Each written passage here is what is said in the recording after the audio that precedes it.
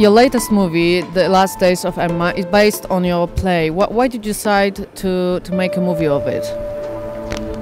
When I wrote when the play was played 10 years ago, I already had that idea. I don't know why. Maybe because it was just take place in one place, and it take place in the house. Like in a theater. Yeah, but that's a reason to don't do it, because I don't like films of which you can see that it once was a play, because I did it once before and I was not really satisfied with that, so I was doubting, but I want to try it a second time, and then in a way that you couldn't see that it was a play once, and I think you don't see it anymore. Well, I hope. Okay. Usually, you take parts. You play parts in your movies. In this movie, in this particular movie, you decided to be a dog. Why? It's very. Well, it's a too long story to tell, but. Please try. What? Please try. Well, in the beginning, I should play another part. Yeah. And we were looking for an actor to do the dog. Well, in fact, he doesn't play the dog. He plays a man who is supposed to play a dog. It's a little bit different. And then at a certain moment, there was an actor of which I think he was a good guy to do the dog. And then she said, no, let him. She is my wife, and she's also acting in the movie. And she's also doing the casting, and she said, no, let him do the butler and you do the dog.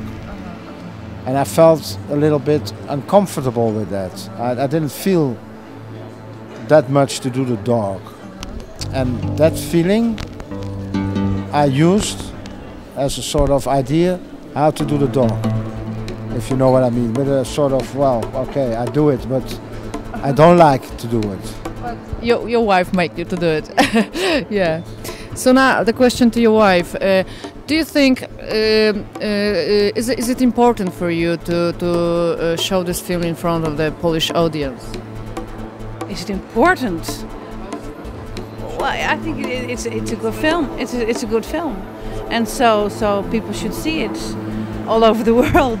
And it's nice for the film to travel. We've been to Venice and to Toronto and to Hamburg, and we're going on. Yes, and it's doing a good job abroad from Holland. It's and the subject, like a family who is not able to communicate, is always interesting. I mean, that's in every country the same, I think. I mean, especially like family can hurt each other enormously, and they know how to hurt people. You know, probably if you have sister brothers, they know where's your weak spot. Well, that's maybe, but if you have like relatives, it's always interesting, and especially and there's a plus situation that they think things to gain, like for instance money, and when it turns out there's no money, then the worst in them gets out, and it's interesting to watch, I think. Are you happy with the reaction of Polish audience? Yes. Well, they were very. I think they liked it, and they had nice questions, and they. I mean, if they don't like it, you just run away, I suppose. And a lot of people stayed after for Q&A, so that's always sort of a good sign, I think.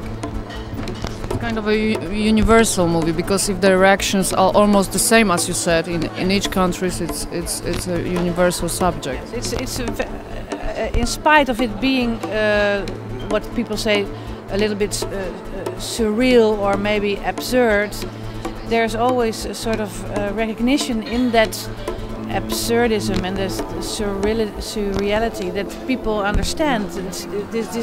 It's the reality, but it's just a little bit twisted.